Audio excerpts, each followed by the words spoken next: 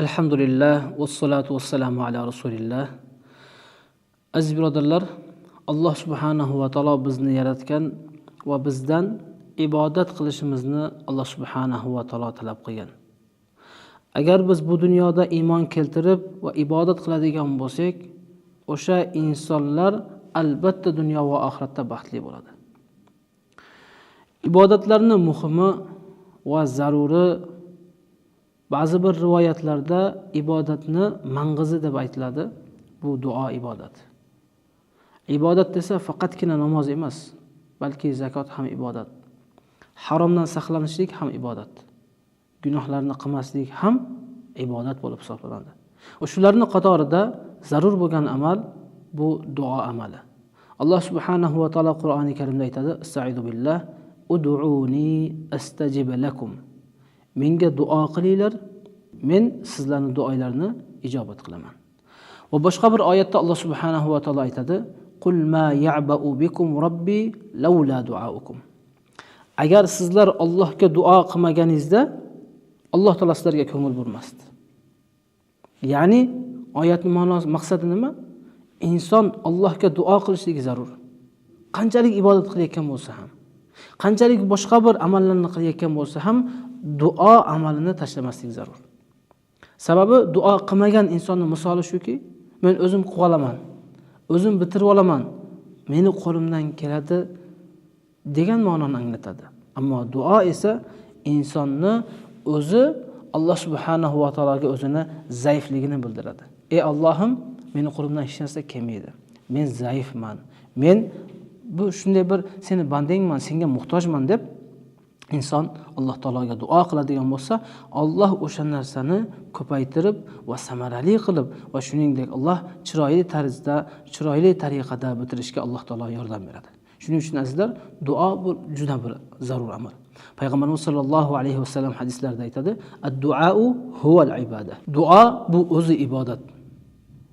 Duoga yana bir namoz o'qib, boshqa bir sadaqa berib, albatta namozdan keyin duo qilaylik, nafil ibodatlardan keyin duo qilaylik va xossatan duoni o'zi bu alohida bir ibodat. Boshqa bir ibodatni orqasidan qilinishligi bu zarur emas. Albatta azizlar, duoni o'zining odobi bor. Duo qilayotganda inson odob bilan duo qiladi. Masalan, bir attahiyatda o'tirib, qiblaga yuzlanib olib, yuzini qiblaga burib, qo'lini ko'tarib, shunday bir ko'tarilsin qo'l, muhtoj inson, bu juda bir qiynalayotgan inson qanchalik qo'lini ko'tarib, iltimos sizdan majbur, shu berishga bir majbur qiladigan holatlar bo'ladi-ku. Shunday bir inson o'zini Alloh taologa muhtojligini bildirib, imkon qadar yig'lashga imkoniyati bo'lsa, yig'lab duo qilishligi zarur. Qo'lini baland ko'taradi va Allohga hamd aytadi. Keyin payg'ambarimiz sollallohu alayhi vasallamga salovat aytib, Alloh subhanahu va taolo o'sha joiz qilgan barcha narsalarni so'rab va keyin Alloh subhanahu va taolodan turli balo ofatlardan va gunohlardan saqlanishlikka Alloh subhanahu va taolodan tavfiq so'rab va natijada oxirida ham Allohga hamdlar, payg'ambarimizga salovat aytib, shuna qilib duoni bitirib yakunlaymiz.